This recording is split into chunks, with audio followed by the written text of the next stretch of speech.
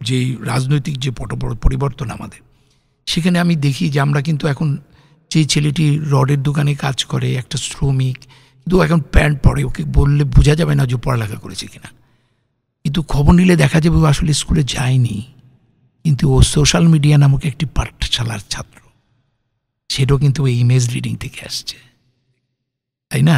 একটা লোক অক্ষর জ্ঞান সম্পূর্ণ না হয়েও সে সিনেমা দেখে শিক্ষিত হতে পারে। তাহলে আমি যেই কাজটা মানুষের জন্য মঙ্গল, সেটা কেন করব না? আসলে আমাদের জ্ঞান চর্চার কোনো বিকল্প নাই।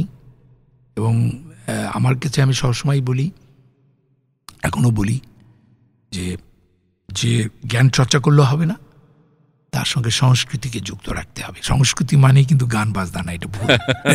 একটা জায়গায় লেখে সাংস্কৃতিক অনুষ্ঠান মানে এখানে নাচ হবে, গান হবে, আবৃত্তি হবে, ব্যাপারটা না। সংস্কৃতি শুধু তো গান বাজনা না, তো সংস্কৃতির সাথে থাকতে হবে।